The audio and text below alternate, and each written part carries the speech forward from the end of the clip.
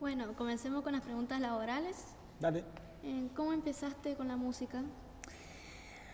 Laboralmente, profesionalmente fue a partir de esa actuación, porque de esa que te contaba del año 85. Porque hasta ahí yo cantaba en el pueblo por gusto nada más, con un gran amigo, Alberto Chacón, y trabajaba de otra cosa, o sea, era un empleado administrativo de una bodega. Así que éramos felices cantando ahí en el pueblo, hasta en los lugares más raros, ¿no? Íbamos a los camarines, por ejemplo, en la cancha del Club 25 de Mayo, en la misma plaza, en el tanque del agua que daba agua potable al pueblo. Hay que subir, y de allá éramos felices haciendo eso. Pero ese hecho que te comento del año 85 fue porque cuando terminé de cantar y ya terminaba el festival que se hizo, me llamaron y me pagaron. Y para mí eso era una novedad, o sea, jamás se me hubiese ocurrido de que yo iba a cobrar por una actuación. Y me volví a mi casa, me acuerdo, me volví a Philips con esa imagen, con esa idea. Digo, pero si esto puede ser tomado como un trabajo, pues hay que hacerlo bien y hay que hacerlo en serio. No es que yo lo venía haciendo mal, sino que hay que ponerse a estudiar más, crecer, mejorar siempre en lo que estábamos haciendo. Así que bueno, así fue y así empecé profesionalmente con la música. ¿Y has tenido que sacrificar algo por tu carrera?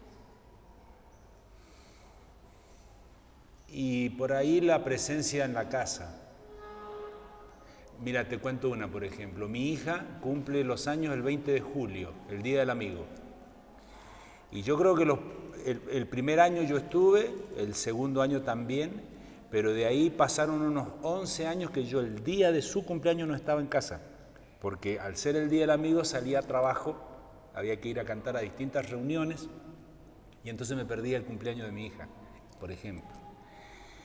O no estar cuando viajás, y no estar en fechas así muy puntuales. Yo creo que eso es parte de lo que uno puede haber sacrificado, porque no es que me haya quedado que haya tenido que tomar una elección, esto o esto otro, no, porque la parte artística le fue ganando siempre la pulseada a cualquier otra actividad. Y hablarnos sobre tu estilo en particular y cómo llegaste a él. Sobre el estilo, eso también fue producto del camino. Mira, por ejemplo, si tengo la guitarra, ¿me pueden pasar la guitarra que voy a...? Yo esa primera actuación vine haciendo rock. Éramos todo revolucionario, ¿viste? Como era, nada que ver con lo que hago ahora, ¿eh? Todo concluye al fin, nada puede escapar, todo tiene un final, todo termina. Esta es una canción viejísima de Bob Day, que después fue muy famosa en una película que se llamó Tango Feroz. Contaba la vida de Tanguito, uno de los grandes próceres del rock. ¿Por qué empecé en el rock? Porque también fui joven alguna vez, fui adolescente alguna vez. Y entonces llegaba a Philips la información de los Beatles, por ejemplo, revolución total de la música a nivel mundial, y llegaba el rock nacional que empezaba a ocupar cada vez más espacio, con por ejemplo Bob Day, que es de los autores de esta canción, y bueno, que estaba, qué sé yo, Sui Generis, después con el tiempo vino Serú Girán. Entonces, lo que cantábamos eso. Pero, sin pretenderlo y sin quererlo, la influencia del folclore estaba. ¿De qué manera? Mis tíos cantando folclore en mi casa. Mi abuelo tocando, me acuerdo ya en su época de jubilado, en la vereda de su casa, tocando algunos valsecitos criollos. Mi padre que escuchaba mucha música y escuchaba, por ejemplo, programa folclórico. Entonces, de a poquito vos tenés las dos informaciones, la de tu edad y la que viene de tu familia. Por eso yo siempre digo que muchas veces los jóvenes no eligen la música que escuchan. Hay una influencia muy fuerte para que escuchen solamente eso. Y desconocen la música popular que los identifica porque no les llega de una forma o de otra. A mí me llegó por esta influencia familiar, por esto de escuchar, ¿sí? Entonces después empieza a aparecer lo del folclore. Y me acuerdo, qué sé yo, bueno, hacía, por ejemplo, un repertorio, cuando empiezo con el folclore, un repertorio del norte del país. No sé, a ver... el cielo está enlutado, folclore, de los fronterizos, ¿de qué? Hasta que yo me encuentro con lo que también te conté con el Campamento Latinoamericano de Música Popular. Sí. Donde el que venía de Chile mostraba su música, el que venía de Uruguay mostraba lo suyo también. Y yo no podía estar contándole a ellos sobre una samba o una chacarera que es más propia del norte de nuestro país, si yo soy de Mendoza. Entonces ahí a mí me cae una ficha muy fuerte, muy importante, que necesitó un tiempo de maduración. No sé si has escuchado la frase esa que dice: pinta tu aldea y pintarás el mundo. Es ni más ni menos que mostrarte tal cual sos en todos los aspectos y fundamentalmente culturalmente.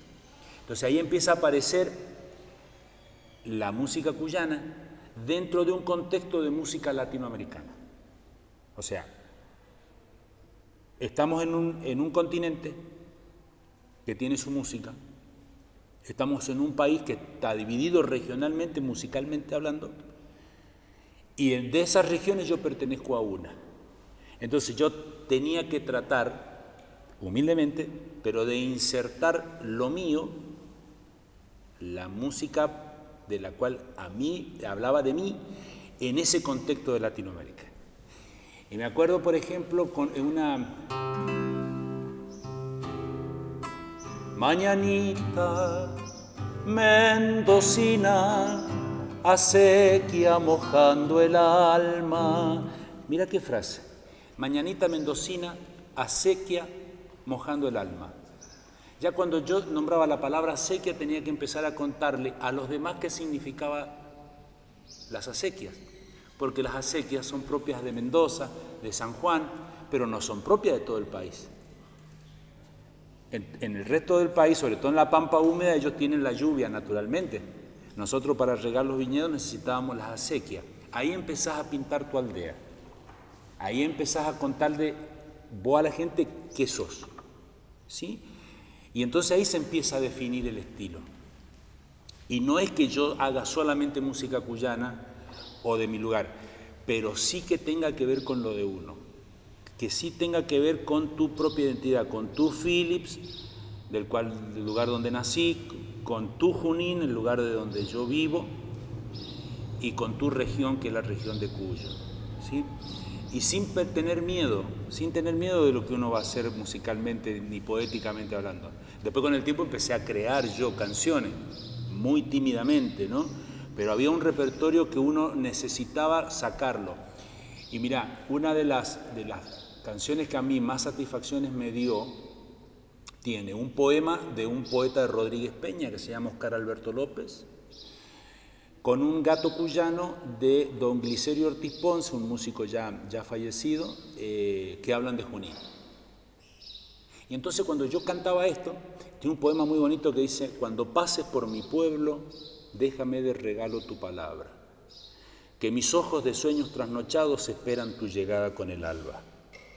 Si es por la mañana, cuando el sol en la viña despierta a la esperanza, junto al fogón te cebaré un mate y capaz que te cante una tonada. Si es cerca del mediodía, en el patio habrá una silla, un plato y una copa.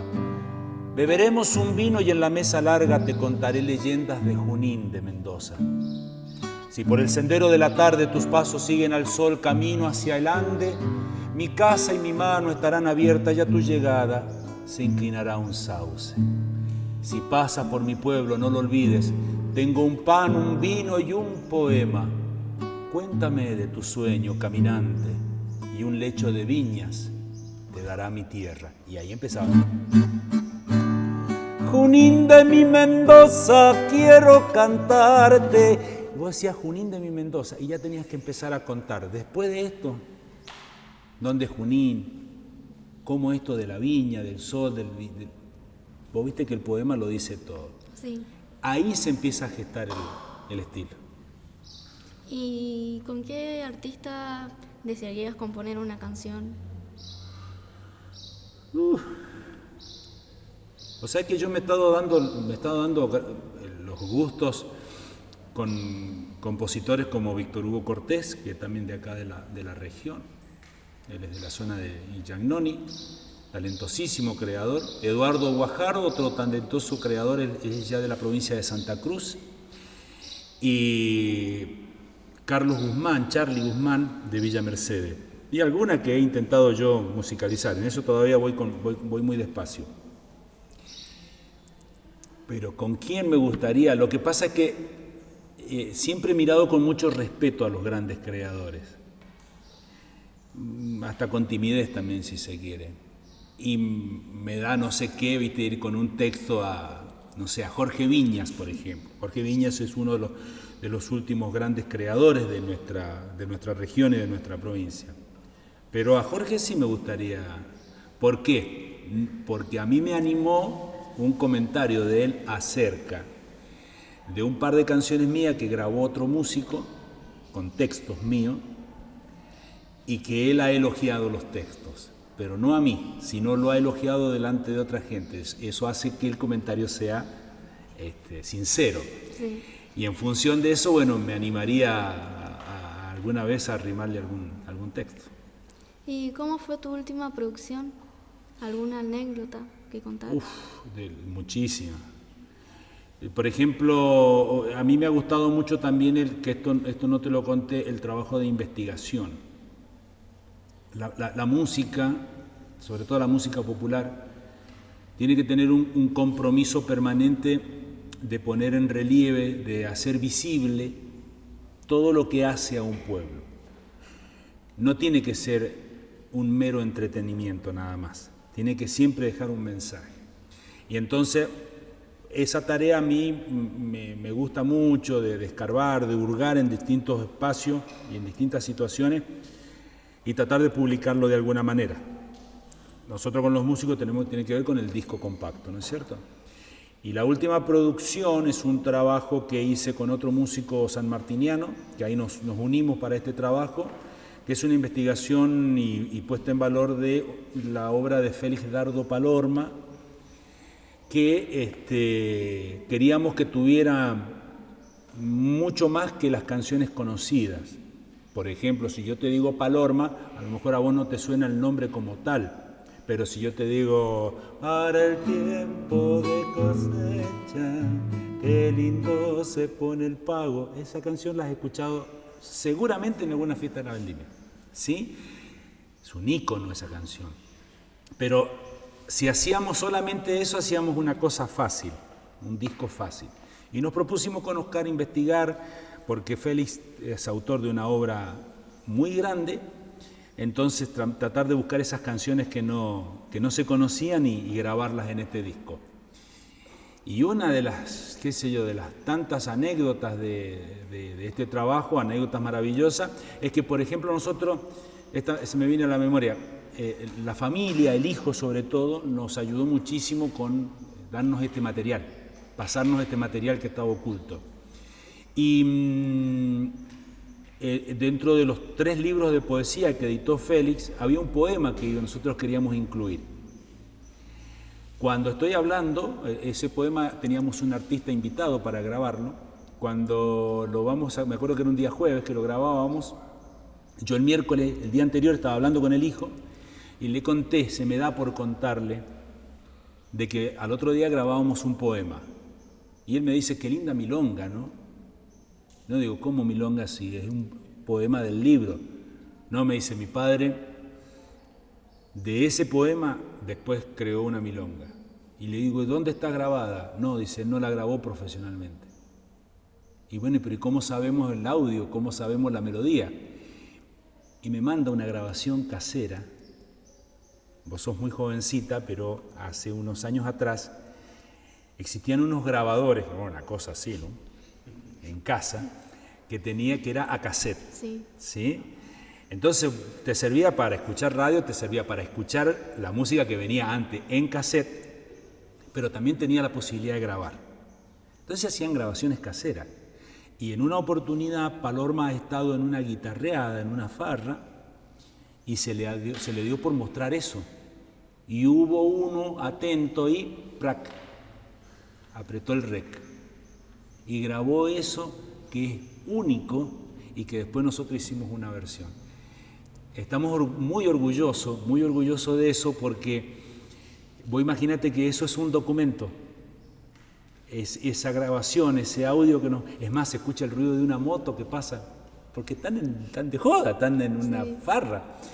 Y fue un documento que a nosotros nos permitió hacer uno de los más grandes aportes con este disco. ¿Y cuándo sacaste tu primer disco? ¿En qué lugar y dónde fue? Mi primer cassette. Volvamos para atrás, en el tiempo. En el año 93. En el año 93. Un cassette, porque en ese entonces se grababa ¿cómo se le llama? El formato en el que se escuchaba música era a través de los cassettes. Una cinta magnética. Y ese fue en el año 93. Se llamó Por Mientras Tanto. Mirá el nombre.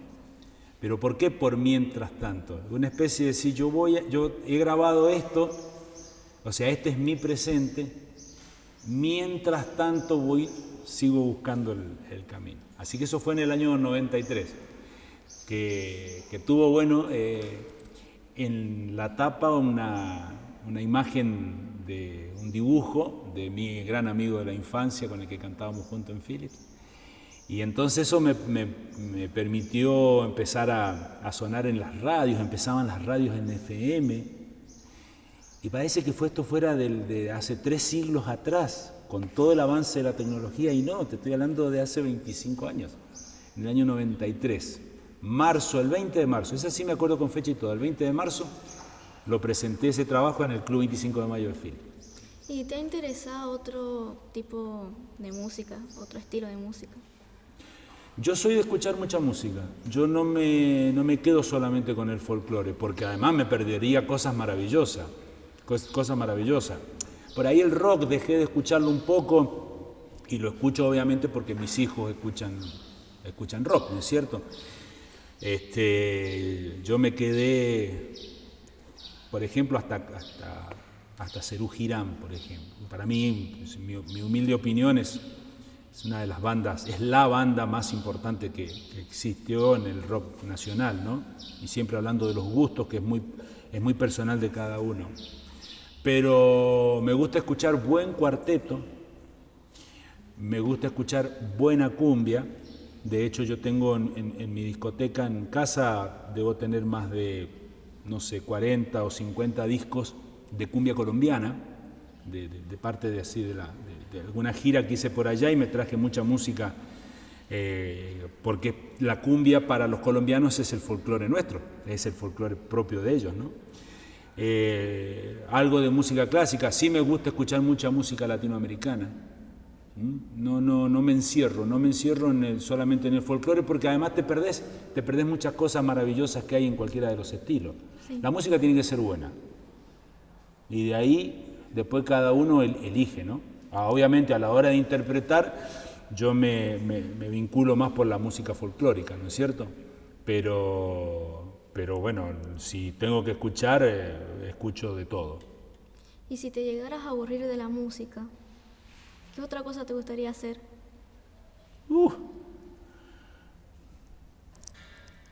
Pero es que no sé lo que tendría que pasar para que uno se aburriera. Porque te digo esto, yo te hablé de convencimiento al principio. Yo te dije de la seguridad y del compromiso que uno tiene por lo que está haciendo. Y yo por lo que estoy haciendo va mucho más allá que de la parte económica. De hecho, lo que menos se gana en esto es plata. Yo necesito trabajar de otra cosa para seguir en esto. Por suerte está vinculado al ámbito de la cultura o de la música, porque soy docente de música en algunas escuelas, escribo para la revista Tiempo del Este con esto que te decía de la página cultural.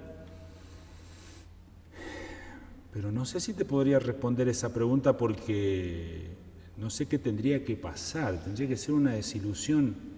Y he pasado por crisis, yo he pasado por crisis de plantearme si seguía en esto o no. Y una no hace mucho tiempo, hace 12 años atrás, ¿sí? Que fue, y ¿sabés qué me saca? Precisamente me saca la música. De ese momento muy crítico de que uno lo ve todo negativo, de que te cuesta tanto hacer las cosas, de que siempre tenés primero un no por el hecho de ser del pueblo y del lugar,